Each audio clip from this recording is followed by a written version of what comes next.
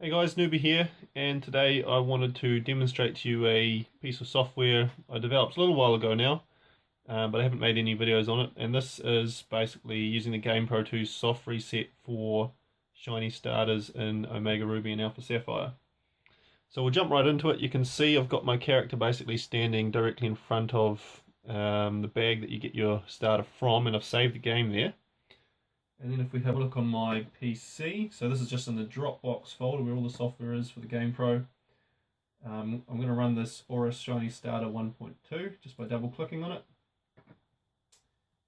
And which camera do you want to open? 0. And that's just open on another monitor for me, but that is the correct webcam. COM port number. And it asks which starter do you want, fire, grass or water starter. So let's say, for example, I want to try and get a shiny mudkip. Just press W and enter. And I'll just move this over so you can see it. So this is the webcam from the GamePRo.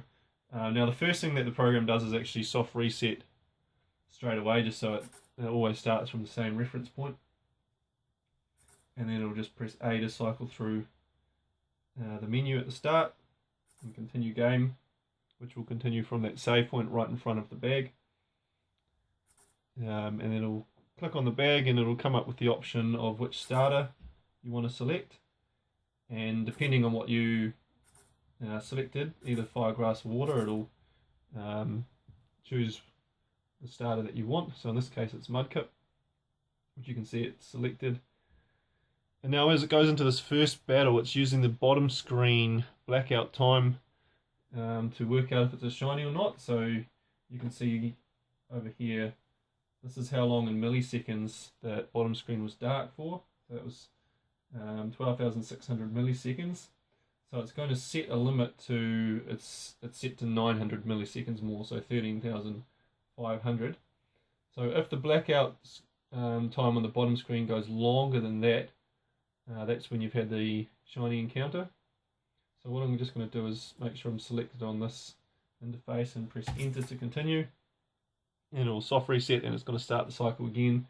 Now every time looking for, checking that time, bottom screen blackout time, to see if it goes over this limit here of 13,521. Now just while this is running in the background, I just wanted to discuss something quickly. With Sun and Moon less than a month away now, I am planning to develop GamePRo software for those games. Basically as soon as the games come out, I will be starting that. And this was one of the programs I wanted to start with, so soft resetting for a shiny starter in Sun and Moon. Now I have picked up that there may be a couple of difficulties around that. The first one is the fact that in Sun and Moon you can only use the circle pad to move it around, you can't use the D-pad. So I've always planned to develop the GamePRo so that you can use the circle pad as well, but now it just means basically that I have to fast track that development, so that's something I'm going to be working on as well. And I also noticed during the demo that the bottom screen doesn't stay dark for the whole intro of the battle scene, which means you can't really use that as an indicator for the shiny encounter. So I'm going to have to use some different coding on the webcam to do that detection. But yeah, basically I'm going to start doing that as soon as the games are released, and I'll keep you guys updated with any progress on that. So this is just going to be running away in the background. You may notice the camera seems kind of laggy, maybe even more laggy than usual. The reason for that is because it's actually trying to save the frames at the same time as it goes through this. So you'll see in the Dropbox folder there's this new file being created called the Shiny Encounter. So that's basically a video clip of this encounter. It keeps overriding every time you have a new encounter, and then it will stop doing that once you have the shiny encounter. So it should, in theory, capture the shiny footage.